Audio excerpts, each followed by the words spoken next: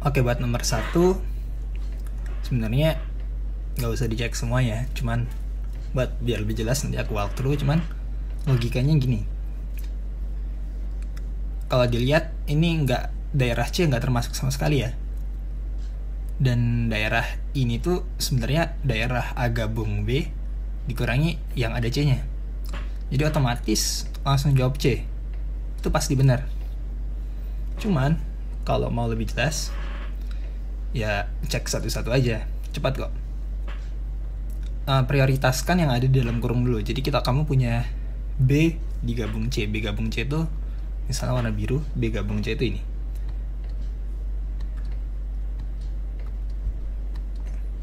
Ini B gabung C diiris sama A. Berarti A-nya kan yang ini. Jadi daerah yang dimaksud tuh yang ini. Nggak sesuai sama gambar ya. Yang warna hitam daerah yang dimaksud. Terus untuk pilihan B, kita punya B iris C. B iris C itu yang ini. Digabung sama A. A yang ini. Karena digabung berarti daerahnya yang ini. Beda ya? Lalu coba yang C, A digabung B. A gabung B itu yang mana? A gabung B itu ini. Ini A gabung B dikurangi C. C itu yang ini. Arti dikurang itu yang ada dua-duanya dihapus. Dihapus, jadi yang ini gak ada lah ya. Dan yang C itu gak termasuk. Jadi yang termasuk cuma yang ini. Dan ini sesuai sama gambar, jadi jawabannya C. Buat soal nomor 2, kalau di nalar gitu ya, ini kan kita punya daerah P irisan Q, cuman gak ada R nya, berarti kita punya P irisan Q dikurangi R gitu ya. Terus yang ini kan P irisan R gitu ya, cuman gak ada Q nya, berarti kayak gitu. Dan karena ini dua-duanya termasuk, berarti kita pakai gabungan bukan irisan. Tinggal cari di PG ada ini atau enggak. Ternyata ada, jadi jawabannya B. Karena kalau dicek satu-satu terlalu lama. Untuk soal nomor 3, kalau dinalar lagi gitu ya, kita punya C sama bagian ini. Kalau ditulis bisa gini ya, C digabung A irisan B. Tinggal cari bentuk ekuivalennya aja yang mana. Kalau diiris sama ini gak mungkin. Nah sekarang coba lihat yang ini. Ada C komplement, kita iris A, kita iris B. Apakah kira-kira bentuknya sama kayak ini? Itu dicek aja, tinggal dicek. C komplement tuh yang warna hijau. Ini C komplement.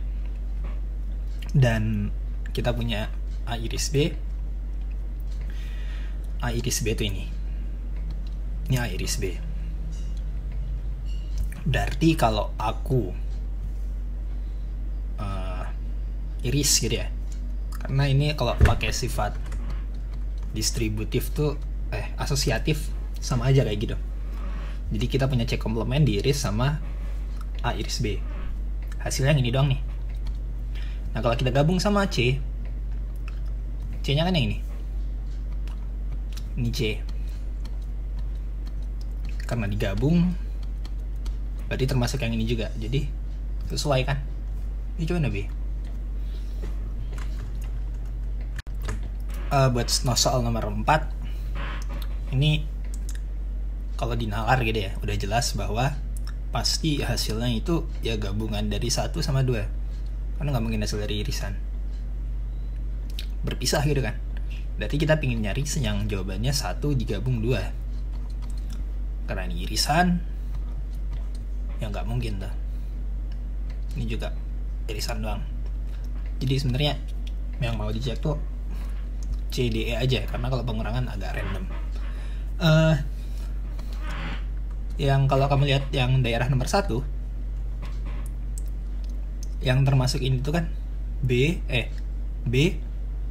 diiris D diiris A. Iya. Jadi bisa ditulis kayak gini. Gitu. Sedangkan yang nomor 2 itu irisan dari persegi panjang D, segitiga C sama lingkaran A, gitu ya. Jadi bisa ditulis A diiris C diiris sama D. Jadi kita pingin jawabannya itu yang bentuknya ekuivalen dengan bentuk ini, digabung sama ini.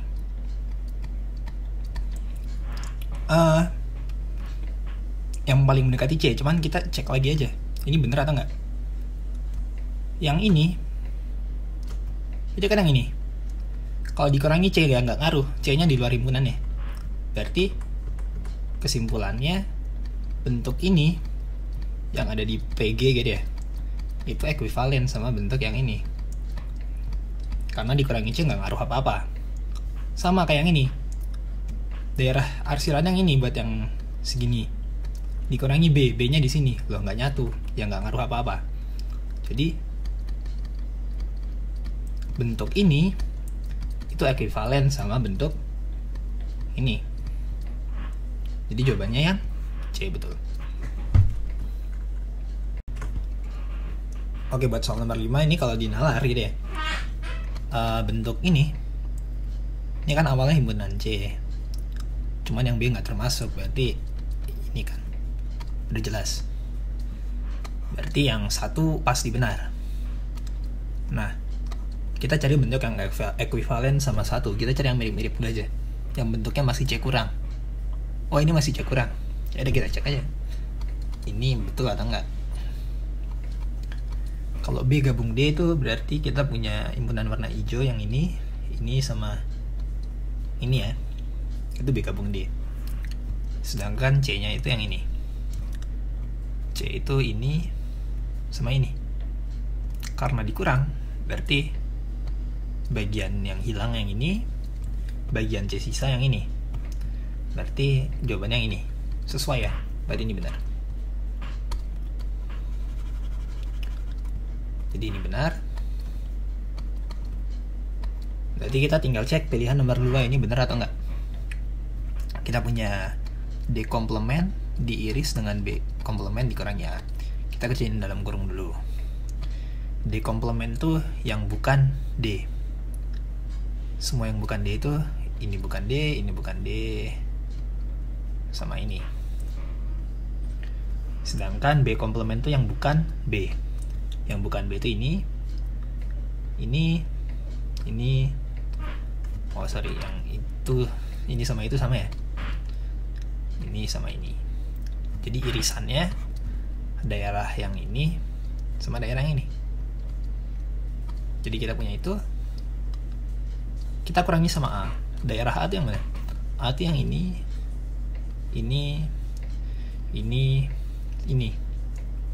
Jadi otomatis yang ini kapus ya,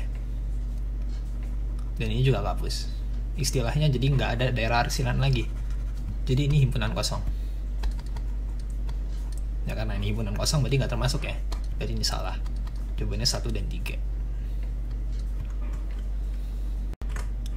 Oke, ini kita punya 2 himpunan ya. Punya himpunan A sama B. Dengan jumlah anggotanya kan 10. Jumlah anggota B-nya 5. Gitu ya. Nah, kita ditanyain jumlah anggota dari himpunan A gabung B. Kita punya statement 1 itu bentuknya kayak gitu ya. B apapun itu A gitu ya. Nah, ini artinya himpunan bagian. Jadi dibacanya B adalah adalah himpunan bagian dari A gitu ya. Istilahnya kalau di dalam Venn gitu ya, kalau ada A nanti dalamnya B, kayak gitu. Jadi semua anggota B adalah anggota dari A gitu. Jadi kalau ditanyain anggota dari himpunan A gabung B, ya berarti ini aja, yaitu NA. Jawabannya 10. Sekarang gimana kalau misalnya yang diketahui irisannya? Kalau bentuk irisan kan berarti ini ya, dia beririsan. Ada himpunan A sama himpunan B. Irisannya 5. Karena awalnya ini 10 gitu ya. A-nya awalnya 10, cuman berkurang 5. Yang B awalnya 5 berkurang 5. Jadi maksud dari pernyataan 2 saja itu bentuknya kayak gini. Ini 5, ini 0, ini 5. Jadi NA gabung B-nya jumlah dari semuanya aja kan digabung, berarti 10. Jadi pernyataan masing-masing cukup untuk menjawab ya. Jadi jawabannya yang D. Sebenarnya ini ada rumusnya buat yang kayak gini. Ini hafalin aja. Digabung itu artinya yang A tambah yang B dikurangi irisan. Jadi kalau ininya udah diketahui di soal, ininya udah ada, terus diketahui ini dikasih di pernyataan 2, otomatis ini bisa dicari. Jadi jawabannya D. Oke, jadi inti di soal ini tuh nanya the value of n bla bla bla. Dengan n adalah the number of elements. Jadi ini banyak elemen yang terkandung di himpunan tersebut. Himpunan yang ditanyain kan ini. Digabung sama A iris C. Kita pertama kerjain yang ini dulu aja, yang dalam kurung sebelah kiri. Kita punya C komplement kurang A.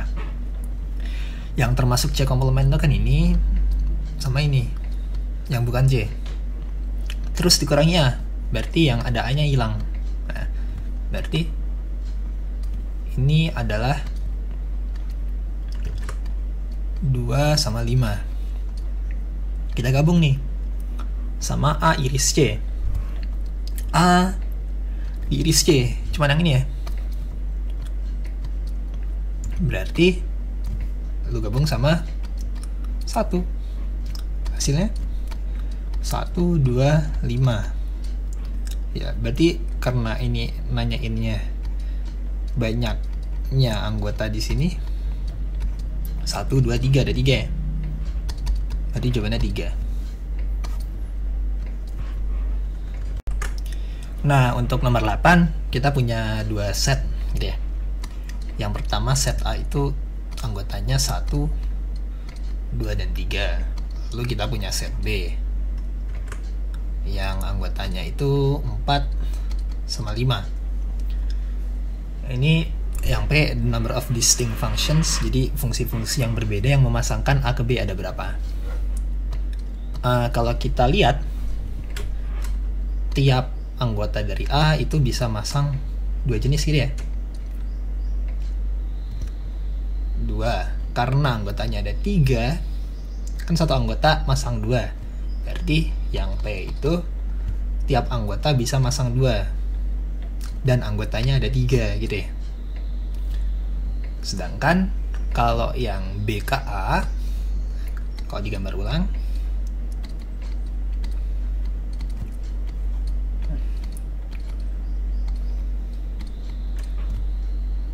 tiap anggota di B bisa masang berapa? 3 ya. Jadi setiap anggota di B bisa masang 3, dan anggota B nya ada 2.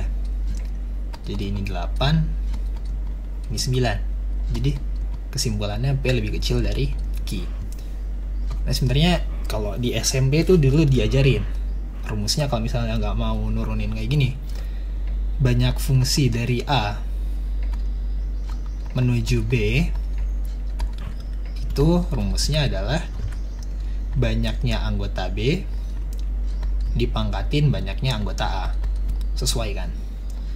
Begitu pula kalau misalnya nyari banyak fungsi yang memasangkan dari B ke A.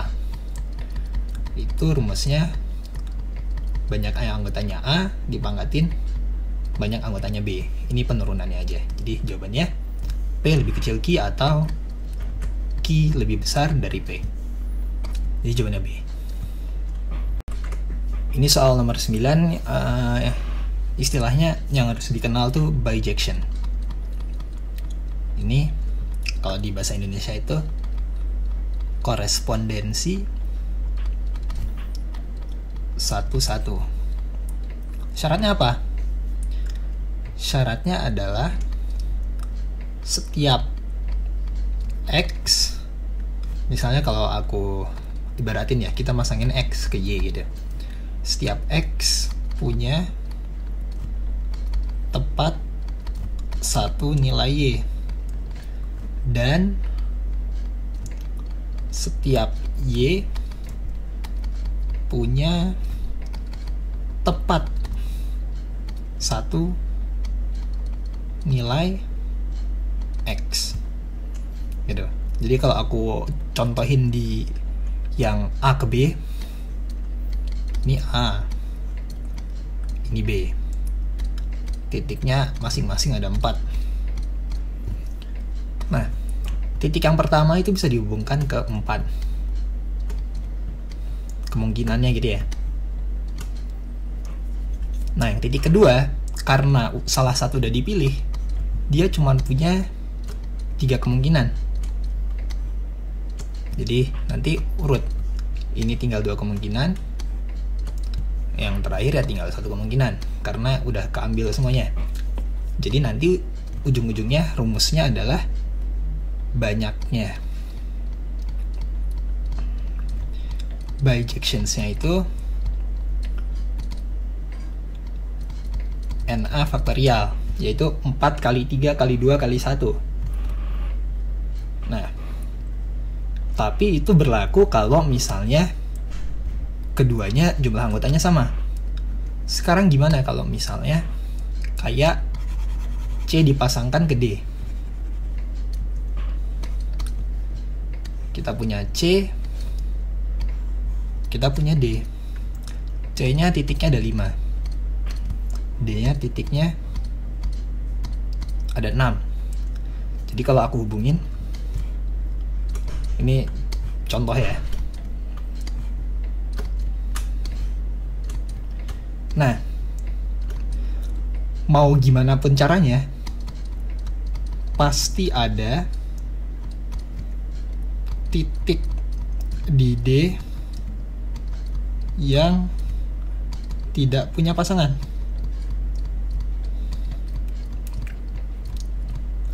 Dan itu berarti artinya nggak memenuhi syarat yang ini. Karena setiap nilai di D harus punya tepat satu nilai di X kan. Yang ini enggak, titik yang ini enggak.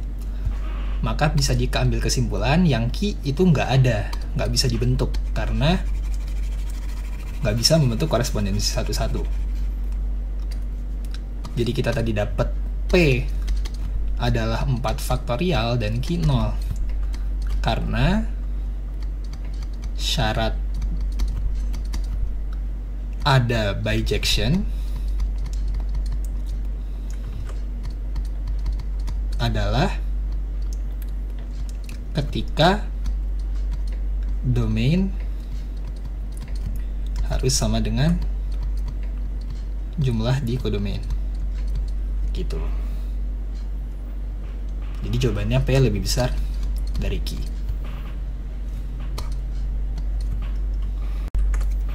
Ini kita nomor 10 itu dikasih ada istilah pemetaan satu-satu. Ini istilahnya sebagai korespondensi satu-satu yang tadi udah aku jelasin di nomor 9. Jadi intinya itu tiap nilai X punya tepat satu nilai Y, dan tiap nilai Y punya tepat satu nilai X gitu. Nah, ini definisinya berlaku kalau misalnya memasangin X ke Y gitu ya. ngeliat pilihan ganda. Untuk pilihan A-nya muncul 2 kali, berarti dia selingkuh, nggak boleh. Ini juga sama. Apalagi nih A semua. Nah, tinggal milih D atau E. Yang D, X-nya unik semua, A, C, D, F, tapi nilai Y-nya 1, 3, 2, 3. Ada nilai Y yang ganda. Jadi Y sama dengan 3 itu dipasangkan ke C dan F, dan nggak sesuai sama kaidah yang ini, nggak boleh. Jadi jawabannya yang E. Karena lihat, X-nya unik semua, A, C, D, F, dan Y-nya unik semua, 1, 3, 2, 4. Jadi itu pasti pemetaan 1-1. Oke, buat nomor 11, kita punya 2 himpunan ini deh, ada A dan B. Ini misalnya kalau kita buat terpisah. Kalau misalnya 80%, ini 75%, kalau ditambahkan dia lebih dari 100% tuh. Maka bentuk kayak gini itu nggak bisa. Jadi pasti mereka di satu saat harus beririsan. Nah, berarti yang kita pingin tuh bentuknya ada irisannya gini. Nah, cuman pertama kalau ditanyain untuk irisan maksimum, jadi kalau ada daerah yang ini kita pingin dibesarkan sebesar-besar mungkin tuh, kemungkinannya cuma ada satu, dan itu jelas, yaitu kalau himpunan yang lebih kecil ada di dalam himpunan yang lebih besar. Jadi kayak gini bentuknya. Jadi nanti ini kalau secara Venn ini 75%, kan di 80 awalnya, kita kurangi 75, 5% yang A doang, berarti yang di luar himpunan ada 20%. Jadi untuk maksimum udah jelas ya. Kita punya maksimumnya udah jelas 75. Jadi ini nggak mungkin. Nah, sekarang gimana untuk mencari minimum? Arti minimum itu kita pingin ngebuat jarak dari 2 lingkaran tersebut tuh sebesar mungkin. Nah, jadi yang irisannya itu kecil aja daerahnya. Nah, ini bisa aku tulis daerah yang ini aja. Itu bisa aku tulis sebagai ini daerah A komplement. Dan ini daerah B komplement, ini daerah irisan ini ya. Nah, agar irisannya sekecil mungkin, kita ingin memaksimalkan nilai dari A komplement digabung B komplement. A komplement tuh yang gagal mengerjakan question A. Kalau yang berhasil 20%, berarti ini berapa? 20% yang gagal. Gitu juga buat B. Kalau yang berhasil 75%, berarti ini 25%. Berarti ini jadi 20%, ini 25%. Karena total dalam himpunannya 100%, maka yang ini adalah 100% dikurangi total itu 45 ya, yaitu 55%. Jadi representasi dalam himpunannya nanti jadinya ini 25, ini 55, ini 20. Itu untuk kondisi minimum. Jadi 60 salah, jawabannya A. Gitu. Oke, konsep ngerjain nomor 12 itu sama kayak konsep ngerjain nomor 11. Jadi kalau punya himpunan semesta, kan ada 3 lingkaran gitu ya. Cuman untuk maksimum, itu irisannya harus ada, istilahnya itu himpunan paling kecil tuh di tengah-tengah irisannya. Jadi kalau ini aku buat ini MP3 yang paling kecil, nanti jadinya bentuknya kayak gini. Ini ada lingkaran. Nah, ini tuh DVD sama ada lingkaran kayak gini. Ini HP, cellphone ini deh. Jadi irisan maksimumnya itu pasti persen paling kecil. Jadi nanti kita punya yang jelas X-nya itu 55 orang. Itu udah pasti. Nah, sekarang gimana kasusnya dengan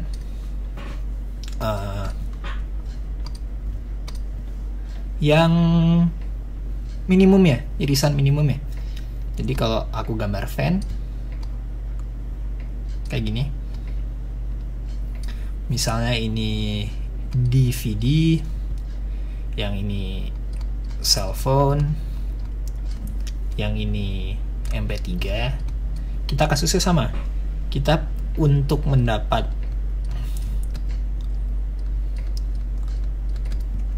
minimum dari DVD cellphone MP3, kita ingin memaksimalkan jumlah yang tidak punya masing-masing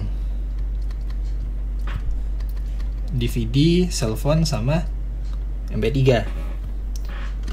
Jadi yang nggak punya DVD 75, yang punya 75, berarti yang nggak punya 25. Yang nggak punya cellphone 80 kurangi 100 kurangi 80, 20.